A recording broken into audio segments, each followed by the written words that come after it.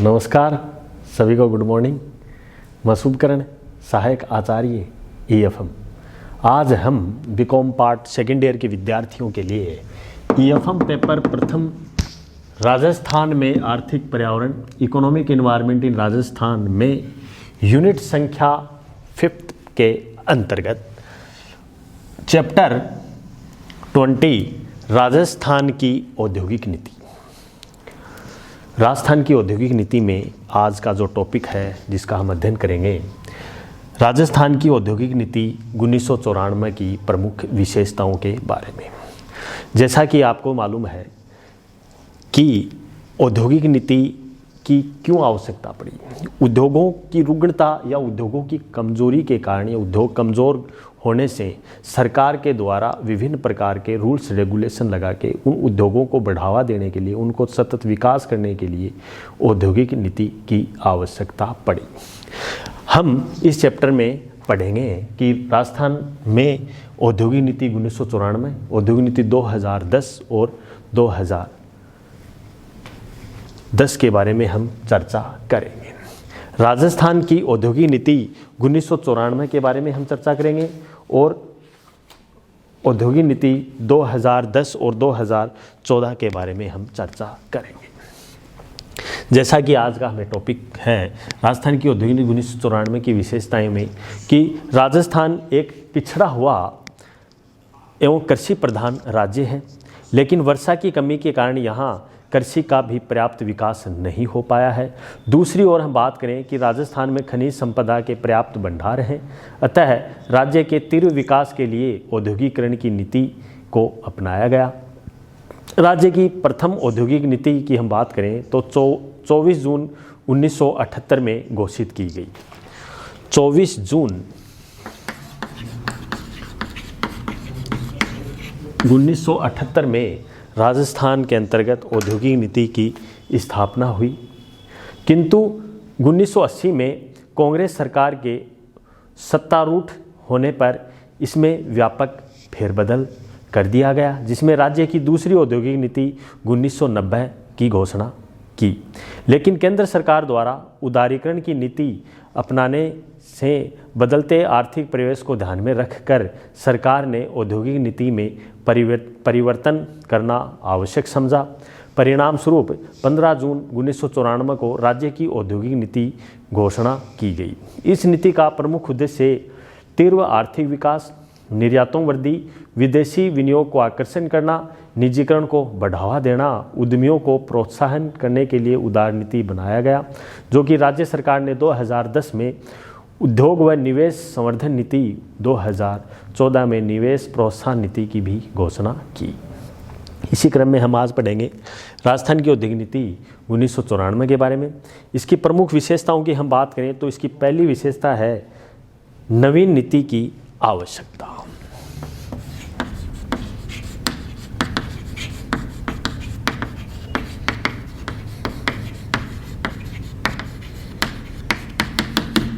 राजस्थान की औद्योगिक नीति की प्रमुख विशेषताओं में प्रथम है नवीन नीति की आवश्यकता, जिसमें राज्य को बदलती हुई उदारीकरण की स्थितियों में राष्ट्र की मुख्य धाराओं को सम्मिलित करने के लिए नई औद्योगिक नीति की आवश्यकता अनुभव की गई, जिसमें इस नीति के कारण राज्य के औद्योगिक विकास में विदेशी निवेश को बढ़ावा मिलेगा, जिसमें निजीकरण के साधनों का अधिक उपयोग होगा।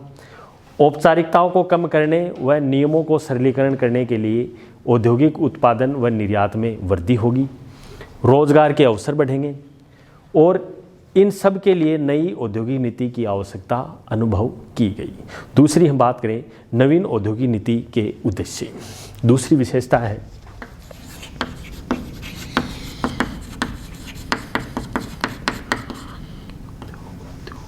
नवीन औद्योगिक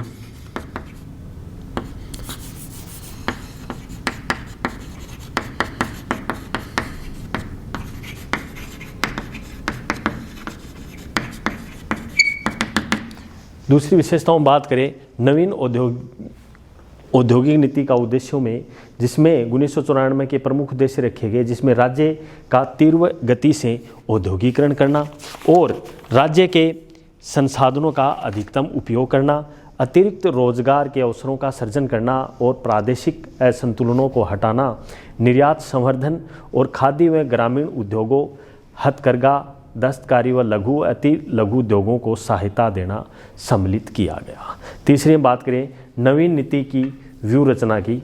नवीन नीति की व्यूह रचना।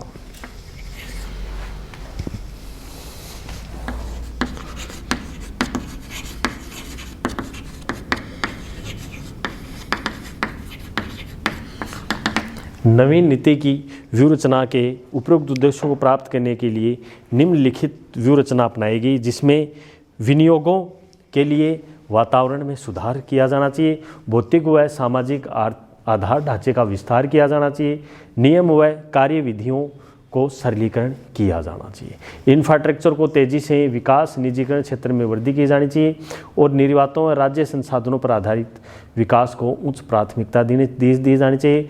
उद्योगों को शीघ्रता से आदान उपलब्ध कराना चाहिए, जिसमें विभिन्न प्रकार के स्वीकृतियों के मामलों में तेजी से निपटना चाहिए। जो रोजगारमुख विनियोगों के लिए ग्रामीण लघु उद्योगों को प्रोत्साहन, दक्ष मानवीय शक्ति की उपलब्धता का सुधार करना, गुणवत्ता सुधार शामिल किया गया। चौथी विशेषताओं की बात करें औद्योगिक संरचना।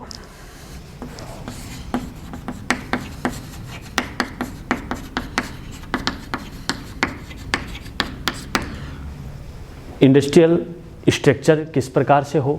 राजस्थान में औद्योगिक संरचना में निजी क्षेत्र के लिए स्थापना को प्रोत्साहन दे रही है, जिसमें राज्य में पावर सर्जन क्षमता, जल का अभाव और विभिन्न प्रकार के रेल मार्ग, मीटर गेज, ब्रॉडगेज सुविधाओं में भी काफ़ी वृद्धि की गई है। एक अगली विशेषताओं की बात करें जो कि औद्योगिक रुग्णता। पांचवी विशेषता है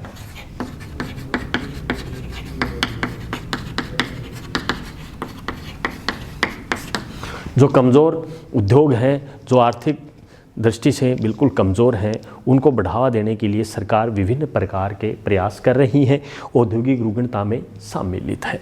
औद्योगिक रुग्णता की बात करें तो बिक्री कर की प्रेरणा व आस्थागन योजना 1987 और 89 के अंतर्गत रुग्ण इकाइयों को कर देयताओं को 50% की दर से छूट, आस्थागन की सुविधा देने का भी एक प्रावधान है। जो राजस्थान राज्य विद्युत मंडल भविष्य में बकाया राशियों को विलंब भुगतान सरचार्ज की जगह सामान्य दशाओं में केवल 15% वार्षिक ब्याज मिलेगा, जिसमें राजस्थान वित्त निगम व रिको द्वारा ग्रहण की गई रुग्ण इकाइयों को शीघ्र निपटारा करने के लिए प्रत्यक्ष एक कार्यक्रम भी तैयार किया जा रहा है, जिसकी घोषणा शीघ्र की जाएगी। रुग्ण इकाइयों के लिए अन्य गैर BIFR इकाइयों को पहचान कर उनके अतिरिक्त भूमि बेचने या उसकी बकाया राशियों के लिए भी एक विभिन्न प्रकार के रूल्स रेगुलेशन या विभिन्न प्रकार की छूट दी गई है। शीघ्र स्वीकृतियां व प्रणाली का सरलीकरण। शीघ्र स्वीकृतियां या प्रणाली का सरलीकरण। शीघ्र स्वीकृतियां या प्रणाली का सरलीकरण।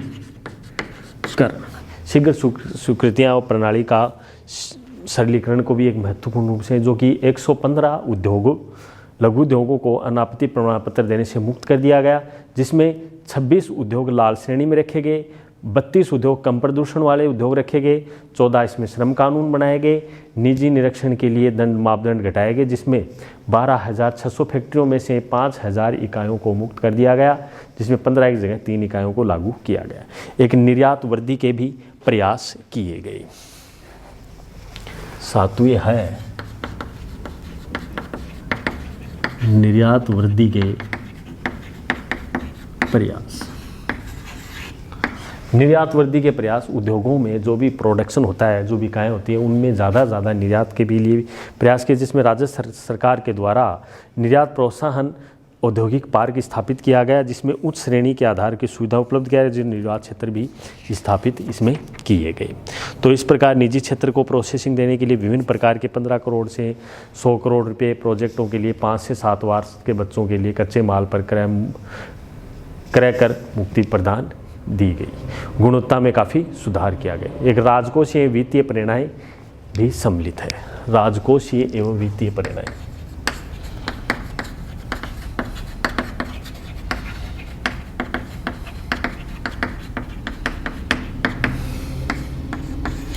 राजकोषीय एवं वित्तीय प्रेरणाएं भी एक औद्योगिक नीति में महत्वपूर्ण भूमिका का निर्वहन करती हैं, जो अप्रैल 1990 के बाद उत्पादन में आने वाली इकाइयों में पूंजी विनियोग सब्सिडी भी एक महत्वपूर्ण भूमिका का निर्वहन करती हैं, जिसमें बड़े व मध्यम वर्गीय उद्योगों को इसमें सम्मिलित किया गया है, जिसमें विभिन्न प्रकार की सब्सिडी दी गई। एक महिलाओं उद्यमियों को भी प्रोत्साहन दिया गया है। महिलाओं इस नीति में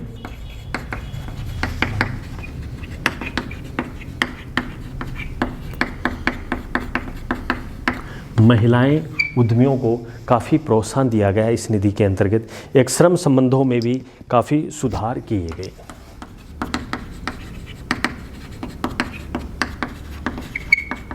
श्रम संबंध है उसमें काफ़ी विस्तृत सुधार किए गए और भी विभिन्न प्रकार की क्रियाएं हैं, जिसमें औद्योगिक नियमों व प्रक्रियाओं को सरल बनाया गया। औद्योगिक नियम और प्रक्रियाओं को सरल बनाया गया।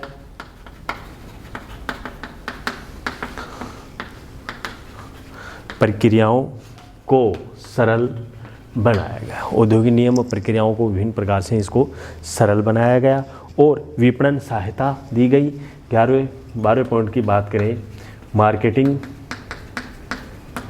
विपणन सहायता भी इस उद्योग की प्रमुख विशेषताओं में सम्मिलित है। किस्म सुधार व तकनीकी विकास, अच्छी क्वालिटी में किस्म सुधार भी इसमें रखा गया। तो इस प्रकार औद्योगिक नीति 1994 में एक अहम तरीके की प्रमुख विशेषताओं में सम्मिलित है।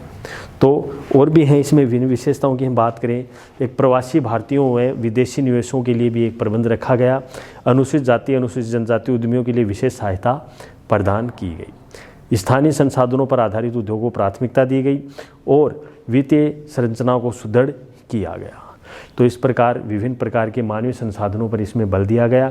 अभी हम बात करें इस औद्योगिक नीति की और औद्योगिक नीतियों की होनी समस्याओं का समाधान और पर्यटन विकास के स्वतंत्र आदि क्रियान्वयन किए गए। अब इसकी आलोचना की बात करें तो इसमें विद्युत अनुदान के संबंध में ये नीति मौन रही है। एक सार्वजनिक उपक्रमों की इसमें अपेक्षा रही है। रियायतों का सीमित क्षेत्र है। महत्वाकांक्षी अव्यवहारिक नीति मानी गई है। इसमें एक बड़े पैमाने पर उद्योगों को अधिक झुकाव रहा है। लघु व कुटीर उद्योगों की इसमें उपेक्षा रही है। विकास केंद्रों पर कम बल दिया है। अन्य विभिन्न प्रकार के दोषों को सम्मिलित इसमें किया गया। तो इस प्रकार औद्योगिक नीति की प्रमुख विशेषताओं में ये विशेषताएं अग्रणी विशेषताएं रही हैं। तो औद्योगिक नीति 1994 की जो विशेषताएं हैं ये सहायक तरीके से क्रियान्वित रही हैं। तो राजस्थान में औद्योगिक नीति की 1994 की हमने विशेषताओं को हमने क्रमबद्ध अध्ययन किया। अगले वीडियो में हम चर्चा करेंगे राजस्थान की औद्योगिक नीति 2010 की विभिन्न प्रावधान। धन्यवाद।